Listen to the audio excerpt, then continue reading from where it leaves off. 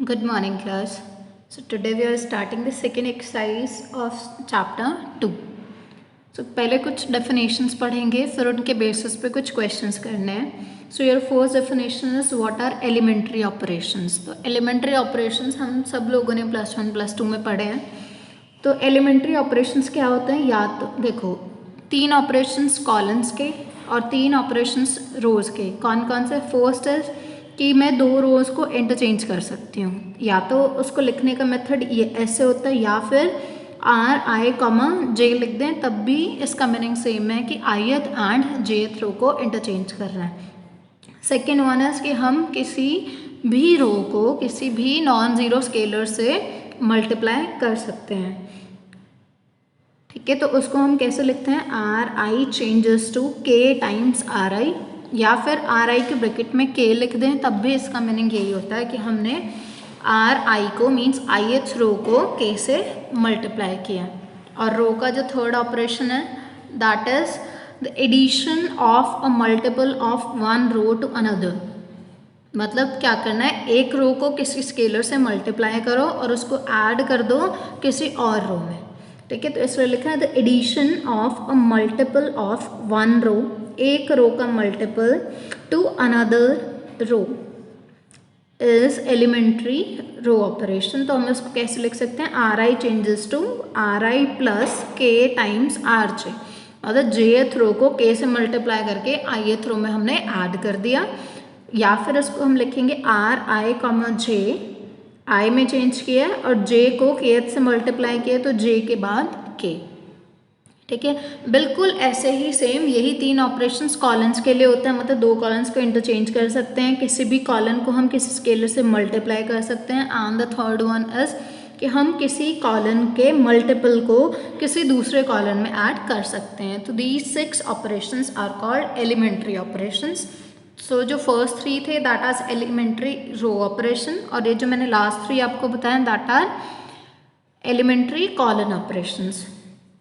अब ये कुछ क्वेश्चंस में हम लोगों को क्या करना है? सिर्फ ये ऑपरेशंस अप्लाई करके दिखाने हैं. तो ए मैट्रिक्स गिवन है और ये R1 गिवन है. R1 changes to R1 plus 2R2. तो मीन्स क्या है? सेकेंड रो को 2 से मल्टीप्लाई करो और उसको फर्स्ट वाली में ऐड कर दो. तो देखो कैसे करेंगे? सेकेंड वाली रो को 2 से मल्टीप्लाई करो. जब इसको 2 से मल्टीप्लाई करेंगे तो ये क्या बनेगा? 3 2 ज़ा 6, 2 2 ज़ा 4 एंड 2 1 ज़ा 2. और ये तो सेम 1 2 1 1 2 3. तो अभी तक मैंने क्या किया? सिर्फ 2R2 किया. अब क्या करना है? R1 के अंदर R1 की जगह पे क्या चीज़ लिखनी है? R1 के प्लेस पे लिखना है R1 प्लस 2R2. तो लिखना स्टार्ट करो. देखो R1 plus 2R2, R1 plus 2R2 ये है, बस इन दोनों को ऐड करना है. ठीक है, सो 1 plus 6 is 7, 4 plus 2 is 6, 3 plus 2 is 5. और ये 6 4 सॉरी, अब 6 4 2 थोड़ा ना लिखना है. ये तो हमने सिर्फ मल्टीप्लाई करके दिखाया था कि ये एलिमेंट्स बन जाएंगे. R2 में तो कोई चेंज ही नहीं कर रहा ना. R2 की जगह तो ये आएगा 3 2 1 एंड 1 2 1, बिकॉज चेंज किस में था? सिर्फ R1 में था. तो R2 को 2 से मल्टीप्लाई करके R1 में ऐड करना था. डन. तो ये तो था first operation. Second is R1 को R2 से इंटरचेंज करना. तो R1 को R2 से इंटरचेंज करना मतलब इसको यहाँ पे नीचे लिख दो और ये नीचे वाले को ऊपर लिख दो. तो मैट्रिक्स क्या बनेगी? देखो R1 को R2 से इंटरचेंज करो तो दिस इज 3 2 1. ये सेकेंड वाली रो लिख दी. अब फर्स्ट वाली रो लिखो 1 2 3. देन थर्ड वाली तो सेम, थर्ड वाली में तो कोई चेंजेस ही नहीं है. ठीक है, तो ये आएगा, ये आपका लिखा हुआ. The next one is R2 changes to R2 plus R1. पहले R1 और R2 को ऐड करो, फिर उसको R3 में से माइनस कर दो. चेंजेस किस में करना है? R2 में करना है. ठीक है, R2 में चेंज करना है मीन्स बाकी दोनों को एज इट इज, इसको भी सेम लिखना है और इसको भी सेम लिखना है. ठीक है, तो पहले R1 प्लस R2 करें. R1 प्लस R2 इज ये है 3 और 1 4, 2 एंड 2 4, 3 एंड 1 4. तो R1 प्लस R2 कर दिया. अब इसको R3 में से माइनस करना. R3 is 1 2 1. तो माइनस कर लो एंट्री बाय एंट्री। 4 में से 1 गया 3, 4 में से 2 गया 2, 4 में से 1 गया 3। ठीक है, ये 3 2 3 आ गया। और ये किसके प्लेस पे लिखना है? R2 के प्लेस पे लिखना है और R1 और R3 सेम लिखना है। तो उसको ज़रा लिखो, कितना बनेगा ये?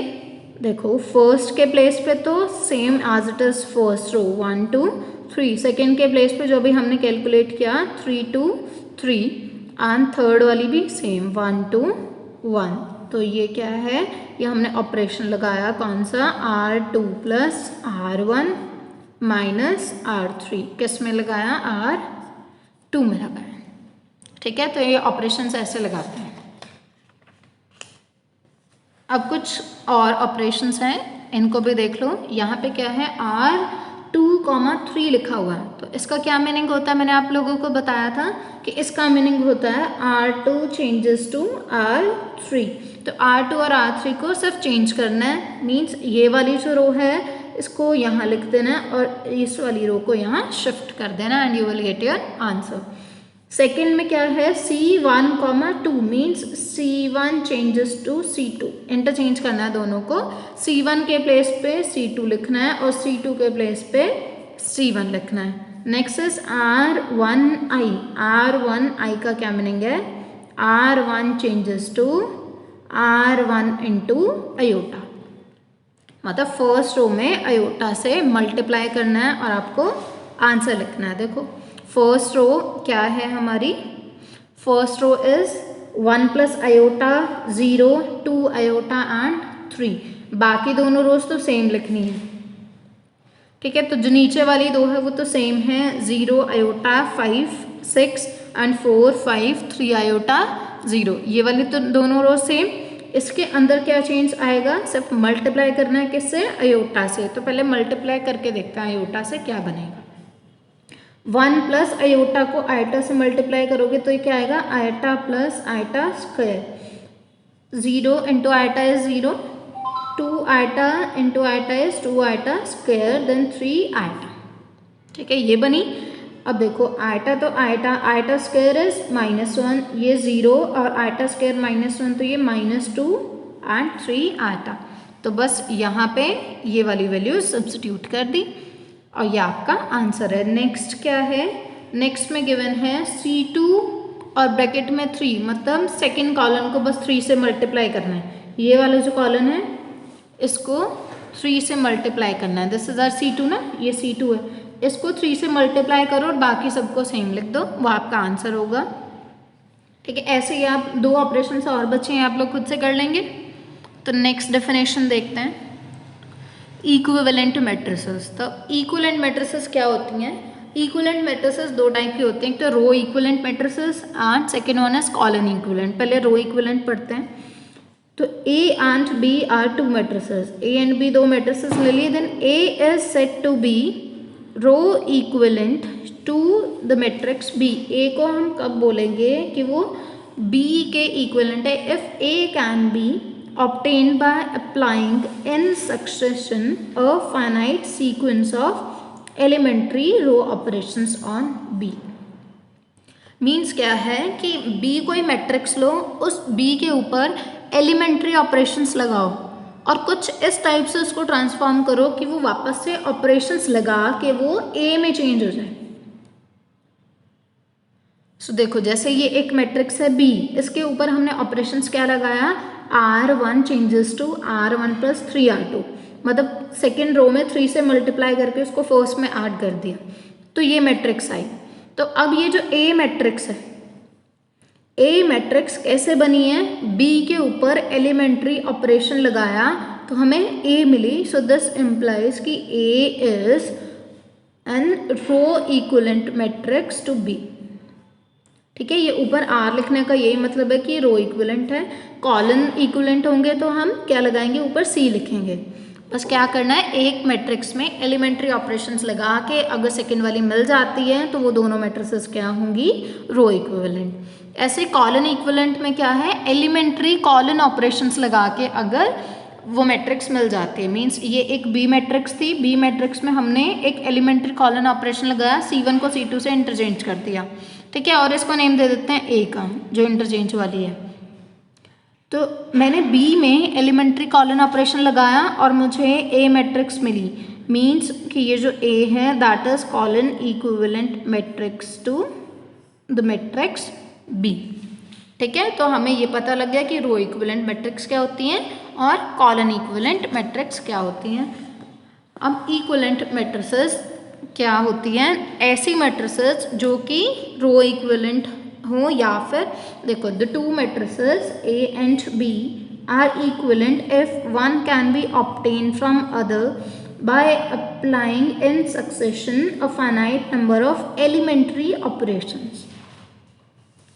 ठीक है, अब यहाँ पे रो या कॉलन वर्ड नहीं आएगा, चाहे आप रो ऑपरेशन लगा के बनाओ या कॉलन लगा के बनाओ या दोनों को मर्ज करके रो कॉलन दोनों को कंबाइन करके बनाओ, बस हमें एक मैट्रिक्स से दूसरी मैट्रिक्स मिल जानी चाहिए, तो हम उन दोनों मैट्रिसेस को क्या बोलेंगे?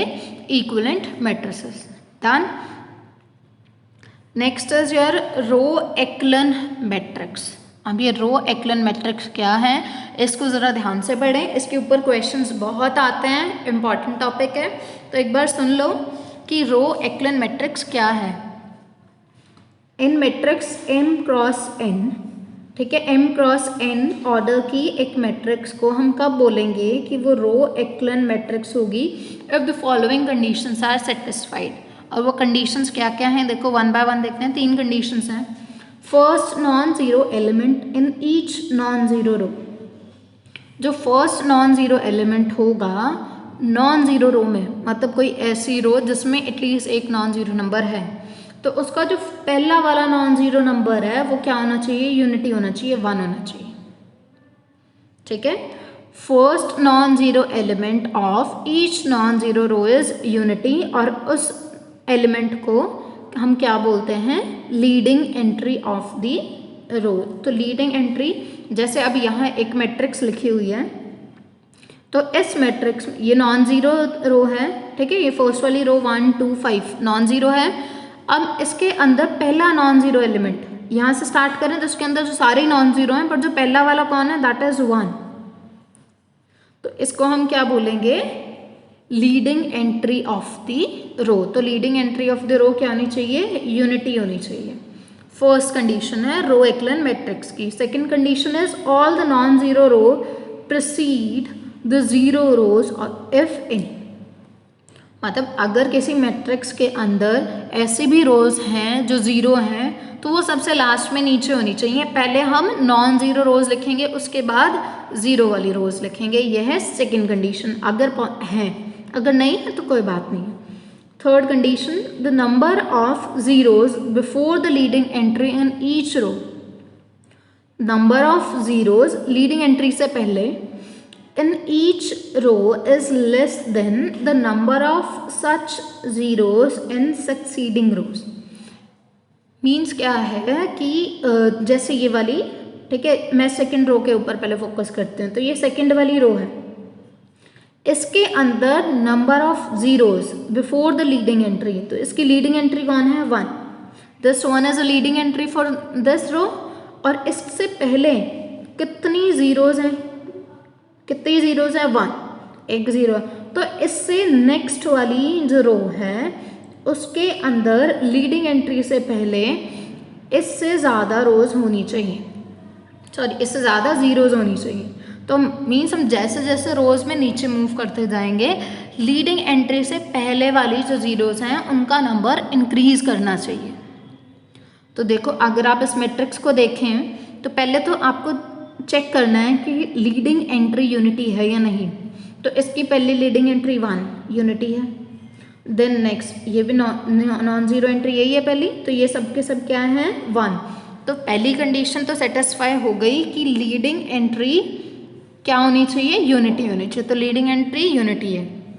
देन नेक्स्ट कंडीशन क्या थी कि अगर उसके अंदर ज़ीरो रोज़ हैं तो हम उसको बाद में लिखेंगे और नॉन ज़ीरो वाली पहले लिखी होनी चाहिए। तो इसके पास तो है ज़ीरो रो और वो नीचे भी लिखी है, तो मतलब ये कंडीशन भी सेटिस्फाई हो रही है। एंड थर्ड कंडीशन इज कि number of non zero rows before the leading entry and each row is less than the number of zeros in succeeding rose.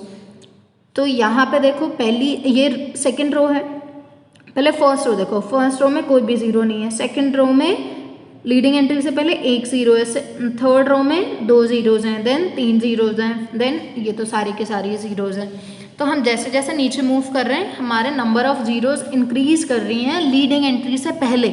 Leading entry के बाद वाली जीरो से हमें कोई मतलब नहीं है, हमें सिर्फ लीडिंग एंट्री से पहले वाली जीरोज को फोकस करके रखना है। एक बार इसको भी देख लो सेकेंड मैट्रिक्स को। पहले लीडिंग एंट्रीज देखो, ये लीडिंग एंट्री, ये रही और ये 3 रोज में 3 लीडिंग एंट्रीज हैं।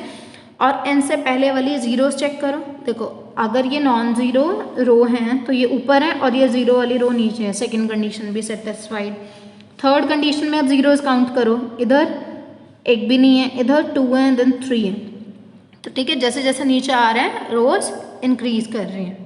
सो एक नीचे नोट लिखा हुआ है, नोट में क्या लिखा है, it is obvious that if a matrix is in row echelon form, अगर कोई मैट्रिक्स रो एक्लन फॉर्म में है, then any column that contains a leading entry, means leading entry कौन थी जो 1 है, must have zeros before this leading entry, उस leading entry से पहले उसके पास जीरोस ही होनी चाहिए। ये तो हमें वैसे भी दिख ही रहा है, ठीक है। अब एक और डेफिनेशन बची है लास्ट, फिर इसके बाद हम नेक्स्ट वीडियो में पढ़ेंगे, that is row reduced echelon matrix. तो रो रिड्यूस एक्लन मैट्रिक्स और रो एक्लन मैट्रिक्स में सिर्फ एक ही डिफरेंस है, वो सारी कंडीशंस तो लगानी है जो 3 हमने रो एक्लन में लगाई हैं, उसके अलावा प्लस एक और कंडीशन है। देखो रो एक्लन में क्या होता था, लीडिंग एंट्री से इधर रो में सब जीरो होना चाहिए था, बट अगर रो रिड्यूस्ड एक्लन मैट्रिक्स बनानी है तो ये जो लीडिंग एंट्रीज है कौन कौन, ये वाला 1 और ये वाला 1, इससे ऊपर वाली मतलब इसमें जो कॉलन है ना, उस कॉलन में भी सिर्फ वही एक नॉन जीरो एंट्री होनी चाहिए, बाकी पूरे कॉलन की एंट्री जीरो होनी चाहिए। तो देखो ये एक कॉलन है, ठीक है, जिसमें लीडिंग एंट्री है, एक ये वाला कॉलन है जिसके अंदर लीडिंग एंट्री है। तो इस पूरे कॉलन में सिर्फ ये लीडिंग एंट्री ही नॉन जीरो है, बाकी सब जीरो है। ऐसे यहाँ पे भी आप देख सकते हैं, देखो लीडिंग एंट्रीज ये 1 2 3, ये 3 एंट्रीज लीडिंग है। तो ये 3 कॉलम्स में हमें चेक करना है कि इन 3 कॉलम्स में इनके अलावा तो कोई नॉन जीरो नहीं आ गया, तो ये भी सब जीरो, ये भी सब जीरो। तो ये जो फॉर्म है ये क्या है, रो रिड्यूस्ड एक्लन फॉर्म है, ठीक है। बिल्कुल सिमिलरली आप लोग खुद पढ़ेंगे colon एक्लन matrix and colon reduced matrix, बस उसमें रो के प्लेस पे एक वर्ड चेंज हो जाएगा, कॉलन। तो नेक्स्ट लेक्चर में हम इससे रिलेटेड क्वेश्चंस करेंगे। Thank you.